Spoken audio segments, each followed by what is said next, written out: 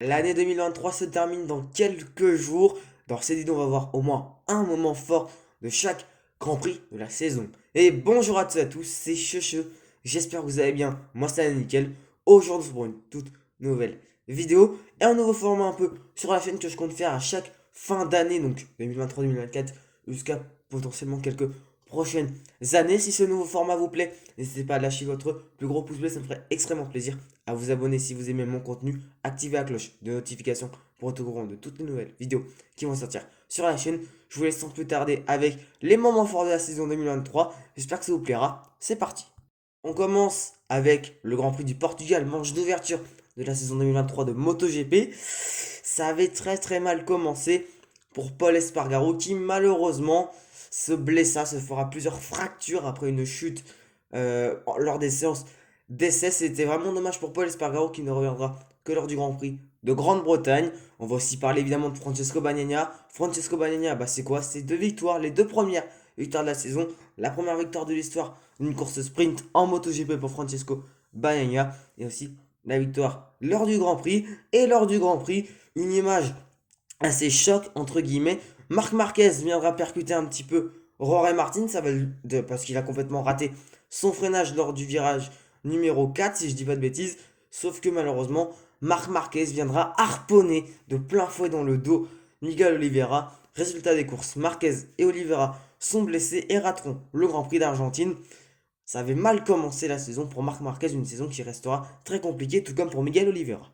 On passe en Argentine et pas trop de trucs à dire, si ce n'est que le jeune Italien Marco Bezzecchi viendra remporter sa première victoire en catégorie MotoGP, avec d'ailleurs une super remontée de Joan Zarco sous la pluie. Grand Prix des États-Unis avec l'excellente performance de Fabio Quartararo en course sprint et course principale. Le pilote niçois fera un podium lors de la course principale, troisième du Grand Prix avec une moto qui malheureusement cette saison était très compliquée au niveau des performances pour Fabio Quartararo, mais aussi de très belles performances de la part d'Alex Rins, d'ailleurs futur coéquipier de Fabio Quartararo chez Yamaha, qui viendra faire une deuxième position lors de la course sprint et qui viendra à la surprise générale remporter le Grand Prix des États-Unis, qui restera d'ailleurs la seule victoire Honda et d'une moto japonaise à l'issue de la saison 2023. Grand Prix d'Espagne avec les deux KTM qui sont quand même plutôt pas mal grâce à, quand même, à 2 podiums. Les 2 motos sont sur le podium en course sprint et en course principale. Franchement, KTM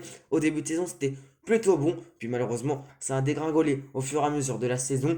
Et aussi, on a été marqué par des pénalités complètement débiles lors du Grand Prix, avec notamment une pénalité reçue pour Fabio Quartararo, puisqu'il y avait une chute avec Miguel Oliveira. Voilà, pourquoi il a pris une pénalité, je ne sais pas. Surtout que, voilà, c'est pas non plus entièrement de sa faute. Fabio se fait prendre dans son lutte entre Bezzecchi et Miguel Oliveira. Donc, franchement, voilà, il y a beaucoup de problèmes sur des pénalités. Et surtout, si je dis pas de bêtises, c'est Francesco Bagnaia, une attaque sur Jack Miller qui franchement était plutôt pas mal, un petit contact certes, mais c'est le MotoGP qui devra rendre la position. Voilà, ce Grand Prix d'Espagne puis le Grand Prix de France ont eu quelques pénalités un petit peu débiles. Bon, ça a réussi à se calmer par la suite de la saison, mais franchement, c'était très limite de la part de la direction de course. Grand Prix de France, millième Grand Prix de l'histoire du MotoGP. Il y a eu 1000 Grands Prix et c'est donc au Mans que se déroulera le millième avec 218 000 spectateurs tout autour du tracé Bugatti sur l'ensemble du week-end. Mais c'est énorme, vraiment 218 000 spectateurs, c'est le record absolu de spectateurs pour un Grand Prix MotoGP. Ils ont pu notamment aussi admirer un super podium de Johan Zarco sur cette aire. Et franchement, ce Grand Prix de France, pour moi, était l'un des plus beaux de la saison, même si ce n'est pas le plus beau. Bon, pour le Grand Prix d'Italie, j'ai pas trouvé trop de grosses anecdotes à raconter sur ce Grand Prix cette saison, si ce n'est juste la très belle déco de Ducati Pramac pour ce Grand Prix d'Italie, avec un côté enfer et un côté paradis. Franchement, elle était très belle, même si, avec du recul, franchement, il y a des motos comme ça, des livrets spéciales qui étaient beaucoup plus belles. Je pense notamment à la Ducati jaune de Francesco Bagna à Misano. On passe au Grand Prix d'Allemagne. Il y a quelques trucs vraiment à raconter sur ce Grand Prix d'Allemagne, notamment le crash entre Marc Marquez et Johan Zarco.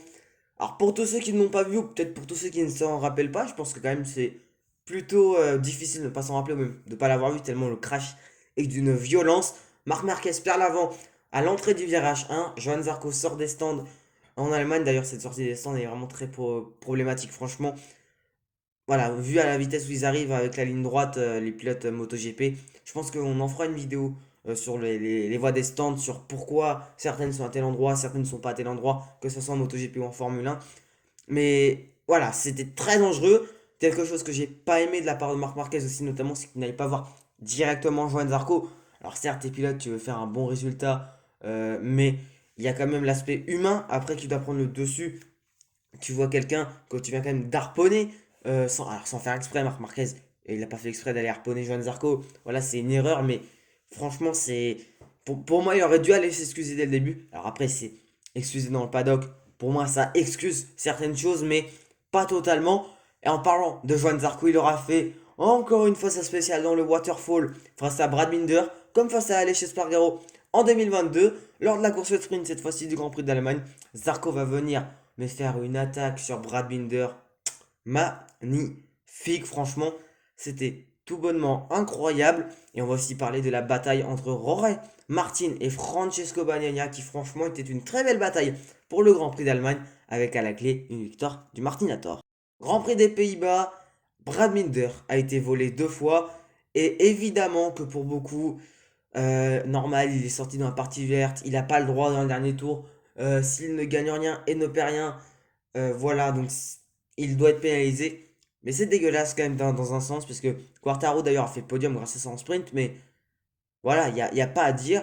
Brad Binder, certes, il sort en dehors des parties vertes, mais pour moi, ça ne méritait pas une pénalité. Alors, certes, les règles, c'est les règles, on va pas faire d'exception parce que le pilote, il est sorti avec 10 mm, vraiment pas trop de chance, mais voilà, Brad Binder, 2 fois au même endroit en plus, il a vraiment pas de chance, le pilote sud-africain. Et aussi, lors du Grand Prix des Pays-Bas, malheureusement, Fabio Quartaro perdra l'avant et viendra accrocher Johan Zarco. Vraiment dommage pour nos deux pilotes français qui malheureusement finiront dans le bac à gravier. Un week-end qui était à oublier pour les pilotes français. Et on espère un week-end qui l'an prochain sera un peu mieux pour Quartaro et pour Zarco.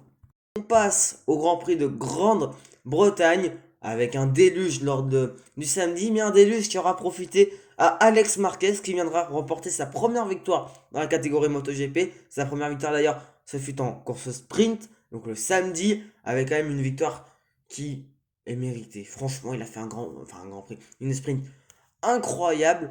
Et pendant le Grand Prix, quelque chose de fou se passa. Fabio Quartaro, qui fera d'ailleurs une remontée, mais incroyable, arrivera vers Luca Marini.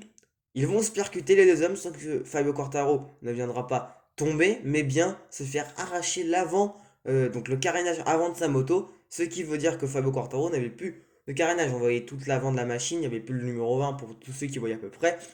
Mais franchement, c'était quand même une image assez marrante, entre guillemets, entre Marini et Quartaro. Malheureusement, Quartaro ne pourra pas finir la course avec d'énormes points comme on aurait pu l'espérer, puisqu'il finit, je crois, dans mes souvenirs, 14e ou 13e. Certes, il met des points, mais pas des gros points. Et aussi, lors de ce Grand Prix, l'excellente victoire d'Aleix Espargaro, sa première de la saison 2023. Et franchement, je pense que ça lui a fait un petit déclic sur les dernières courses, enfin, sur les dernières courses, sur les prochaines courses après le Grand Prix de Grande-Bretagne. Franchement, Aleix Espargaro, super victoire de la part du pilote Aprilia. Le Grand Prix d'Autriche, bon là, j'ai vraiment rien à raconter, si ce n'est juste que Rory Martin est tombé lors du warm-up en effectuant son long lap. Alors, une chute totalement drôle, entre guillemets, de Rory Martin, mais franchement, c'était dommage pour le pilote Pramac. Grand Prix de Catalogne avec la double victoire d'Aleix Espargaro sur cette aire en course sprint et en course principale. Les Aprilia qui étaient vraiment en feu lors du Grand Prix de Catalogne. Lors du Grand Prix d'ailleurs, la course principale du dimanche, l'énorme strike de Enea Bastiani qui franchement viendra harponner, si je dis pas de bêtises, il y avait Zarco, il y avait Bezzecchi, il y avait Di Antonio et Alex Marquez, bref, énormément de pilotes lors de ce départ. D'ailleurs, que des Ducati. Moi je dis ça, je dis rien, mais je pense qu'ils devraient réfléchir à peut-être retirer quelques motos parce que là, beaucoup trop de Ducati sont tombés. Et aussi une lors du départ, mais pas au même virage. Le virage numéro 2, le virage à gauche, la réaccélération pour Francesco Bagnaia, le high side. Et malheureusement, Francesco Bagnaia en retombant, voilà, quelques pilotes réussiront à l'éviter. Sauf que Martin et Binder vont se percuter. Brad Binder va venir rouler sur la jambe de Francesco Bagnaia. Une image qui fut terrifiante à voir en direct. Je me rappelle que j'avais très peur pour lui en espérant qu'il n'était pas gravement blessé et qu'il pouvait finir la saison et tenter de remporter un nouveau titre de champion du monde. Spoil, il a réussi à le faire.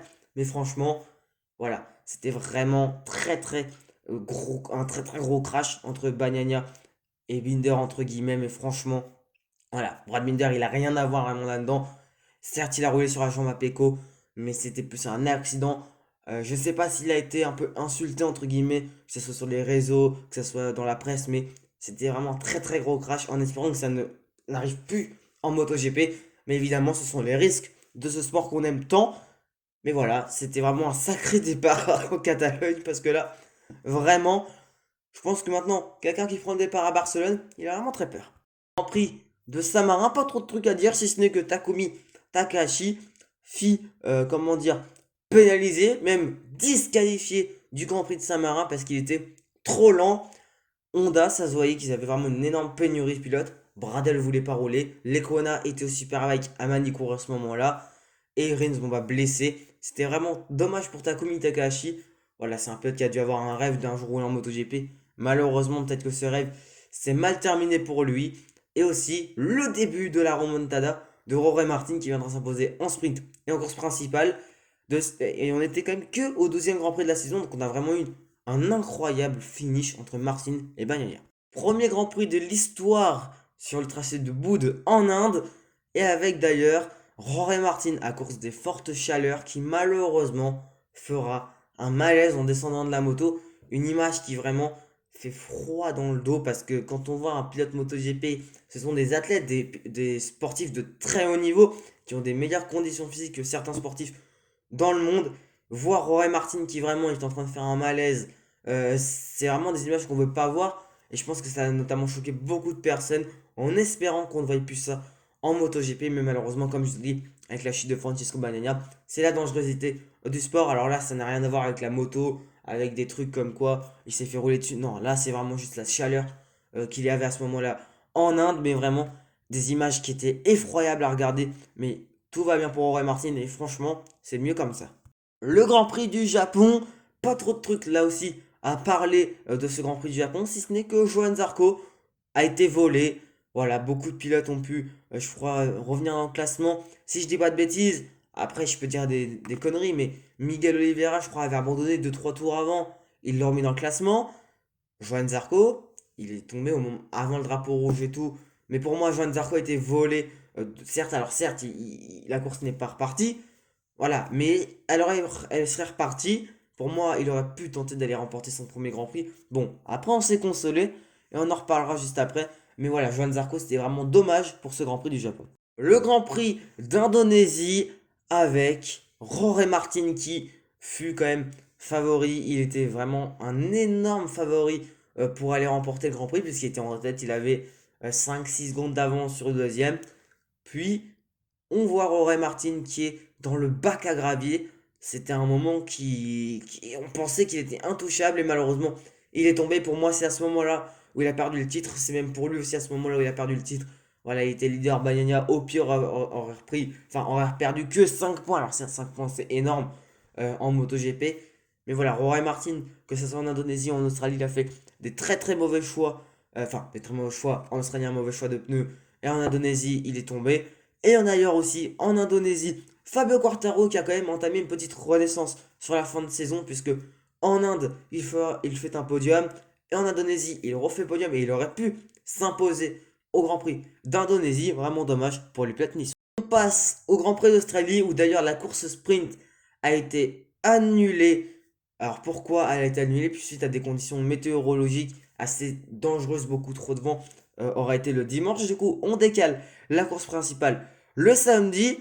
Et dans cette course principale, que dire de la victoire de Johan Zarco, qui a donc réalisé son premier succès en MotoGP. Et voilà, tout le monde devait être comme des fous devant sa télé. Alors si vous n'êtes pas fan de Johan Zarco, ça peut arriver que vous n'êtes pas fan de Johan Zarco. Même je pense que vous pouvez être quand même content pour lui. Depuis 2017, il galère à aller chercher sa première victoire. Il y a eu beaucoup de déboires dans sa carrière. Et notamment, il aurait pu aller chercher dès sa première course en MotoGP au Qatar. Oui, au Qatar. Tous ceux qui ne le savent pas, il était tombé dans le deuxième virage à, à quelques tours de l'arrivée ou à 10-15 tours, je ne sais plus exactement, mais franchement, hein, c'était totalement mérité pour Johan Zarco. Et je pense que l'an prochain, malheureusement, certes, il a signé chez LCR, la Honda n'étant pas la meilleure moto, si ce n'est peut-être pas la pire maintenant en vue des améliorations, mais ça sera très difficile pour Zarco d'aller chercher une deuxième victoire en Grand Prix l'an prochain. Mais on ne sait pas de quoi l'avenir sera fait et de quoi les Grands Prix 2024 seront faits. Hâte de voir cette saison 2024. Mais en attendant, on va aller passer au Grand Prix de Thaïlande. Le Grand Prix de Thaïlande, alors on n'avait pas trop de choses à dire sur ce Grand Prix de Thaïlande, si ce n'est juste que la course a été folle. Et pour moi, c'est la plus belle course de la saison 2023 devant l'Australie. Alors, parce que franchement, on a eu une bataille pendant, pas toute la course, mais vraiment pendant beaucoup plus de tours qu'en Australie. Alors certes, il y a eu des batailles, il y a eu des dépassements, mais moins, je trouve, spectaculaires, moins haletants qu'en Thaïlande. Les moments les plus haletants, pardon, de l'Australie, c'était évidemment les derniers tours quand Zarco était deuxième et avait remonté Rory Martin pour aller le dépasser dans le virage 4. Mais pour moi, la Thaïlande, plus beau Grand Prix de la saison 2023. Dites-moi en commentaire si vous êtes d'accord avec moi. Et sinon, dites-moi quel est votre Grand Prix préféré de la saison 2023. Le Grand Prix de Malaisie qui avait vu le retour d'un ancien pilote MotoGP qui était champion du monde Superbike 2022-2023, le retour d'Alvaro Bautista et qui franchement pour moi faisait beaucoup de plaisir à revoir Alvaro Bautista, c'est un pilote que j'apprécie énormément en Superbike et même en MotoGP. Il n'a pas eu trop de chance dans sa carrière Alvaro Bautista, il a eu la chance de montrer son plein potentiel. Il a eu une course en Australie en 2018 si je dis pas de bêtises, avec Ducati officiel, mais c'était son seul moment vraiment où il aurait pu se montrer en MotoGP. C'était vraiment dommage pour Alvaro Bautista. Aussi le retour de Pestia, l'homme de Rimini, qui viendra s'imposer lors du Grand Prix de Malaisie. Voilà, un très beau week-end de la part de Bassani. J'ai pas d'autre chose à dire sur ce week-end de la part de Bestia. Et aussi le titre d'El Tiburon. Pedro Acosta fut champion du monde Moto 2 2023 en Malaisie. On verra ce qu'il donnera l'année prochaine sur la KTM Gaz, mais en vue des tests, franchement, ça a l'air de plutôt lui plaire la MotoGP. On parle maintenant du Grand Prix du Qatar avec notamment la première victoire en MotoGP de Fabio Di Giannantonio qui s'impose pour la première fois de sa carrière avec la Ducati Gresini. Malheureusement, il s'impose pour moi trop tard pour gagner une place dans ce team-là. Alors, il a réussi à garder une place en MotoGP avec VR46 qui, pour moi, franchement, sa méthode de faire des assez discutable parce que beaucoup de pilotes auraient pu avoir ce guidon chez VR46. Malheureusement, ils ne l'ont pas eu. Donc, voilà, vraiment dommage pour Fabio Di Antonio d'avoir remporté plus au premier Grand Prix si tard. Alors, à voir ce qu'il pourra faire l'an prochain. Aussi, Rory Martin lors de ce Grand Prix qui malheureusement, alors selon ses dires, a eu un pneu qui était tout simplement mauvais. Le pneu ne marchait pas apparemment. Alors ça sera peut-être à sujet dans une prochaine vidéo, on verra. Mais franchement, voilà, dommage pour Rory Martin qui jouait en plus le titre à ce moment-là. Alors il l'a perdu à Valence.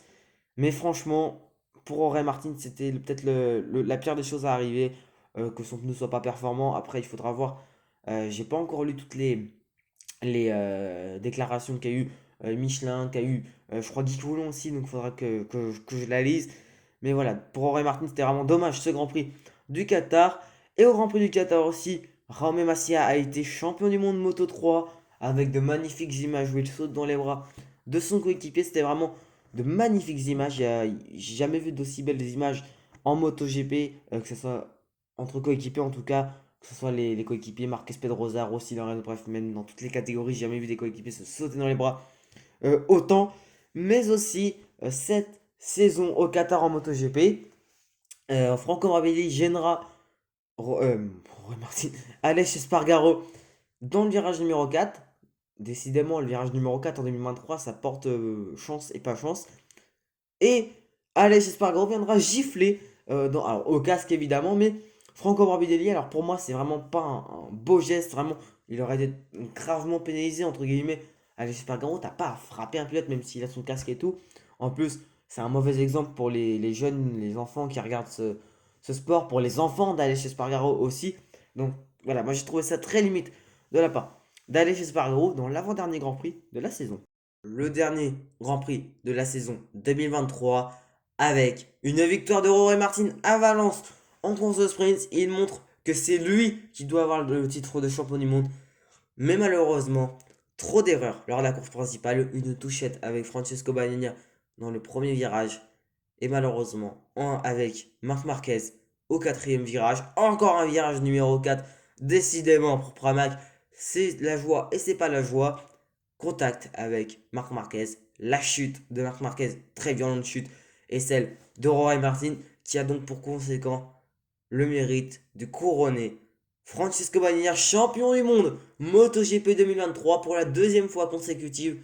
Francesco Bagnaia est champion du monde MotoGP. C'était vraiment un très très très beau grand prix de la part de Francesco Bagnaia qui domina les sujets. Alors, Zarco aurait pu aller s'imposer pour la première fois pour la seconde fois de sa carrière à Valence. Enfin, en MotoGP en tout cas, pas la deuxième fois à Valence, mais vous m'avez compris. Voilà, Bagnaia qui a dominé le championnat et le Grand Prix de Valence, et c'était amplement mérité après une saison qui a débuté au Portugal et qui se terminera en Espagne. Voilà, c'est terminé, j'espère qu'elle vous aura plu.